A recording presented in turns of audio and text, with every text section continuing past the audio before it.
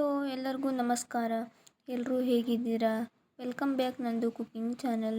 ನಾವಿವತ್ತು ಉತ್ತರ ಕರ್ನಾಟಕ ಶೈಲಿಯ ಅಗಸೆ ಕಾಳು ಚಟ್ನಿ ಹೇಗೆ ಮಾಡೋದು ಅಂತ ನೋಡ್ಕೊಂಡು ಬರೋಣ. ಇದು ರೊಟ್ಟಿಗೆ ಚಪಾತಿಗೆ ತುಂಬ ಟೇಸ್ಟಿಯಾಗಿರುತ್ತೆ.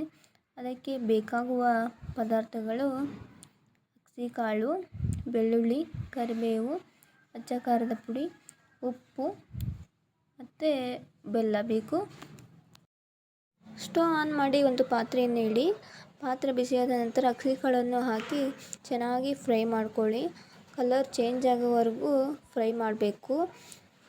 ಚೆನ್ನಾಗಿ ಫ್ರೈ ಆದರೆ ಚಟ್ನಿನ ತುಂಬ ಚೆನ್ನಾಗಿ ಬರುತ್ತೆ. ಆಮೇಲೆ ಮಿಕ್ಸಿ ಮಾಡ್ಕೋಬೇಕು.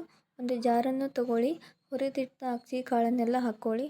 ಅದಕ್ಕೆ ಬೆಳ್ಳುಳ್ಳಿ, ಅಚ್ಚ ಖಾರದ ಪುಡಿ, ನೋಡಿ ನಿಮಗೆ ಎಷ್ಟು ಖಾರ ಬೇಕೋ ಅಷ್ಟು ಅಚ್ಚದ ಖಾರ ಪುಡಿಯನ್ನು ಹಾಕ್ಕೊಳ್ಳಿ. ರುಚಿಗೆ ತಕ್ಕಷ್ಟು ಉಪ್ಪು, ಕರಿಬೇವು, ಬೆಲ್ಲ ಎಲ್ಲ ಪದಾರ್ಥಗಳನ್ನೆಲ್ಲ ಹಾಕಿಬಿಟ್ಟು ಚೆನ್ನಾಗಿ ಪುಡಿ ಆಗಬೇಕು. ಅಲ್ಲಿವರೆಗೂ ಮಿಕ್ಸಿ ಮಾಡ್ಕೊಳ್ಳಿ. ಇವಾಗ ಮಿಕ್ಸಿ ಮಾಡ್ಕೊಂಡು ಬರೋಣ ಬನ್ನಿ.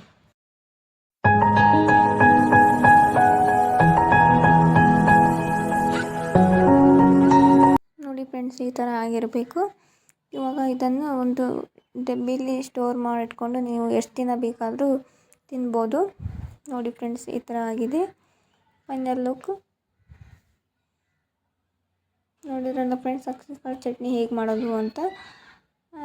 ಈ ವಿಡಿಯೋ ನಿಮಗೆ ಇಷ್ಟ ಆದರೆ ಲೈಕ್ ಮಾಡಿ, ಶೇರ್ ಮಾಡಿ ಹಾಗೂ ನಮ್ಮ ಚಾನಲನ್ನು ಸಬ್ಸ್ಕ್ರೈಬ್ ಮಾಡಿ.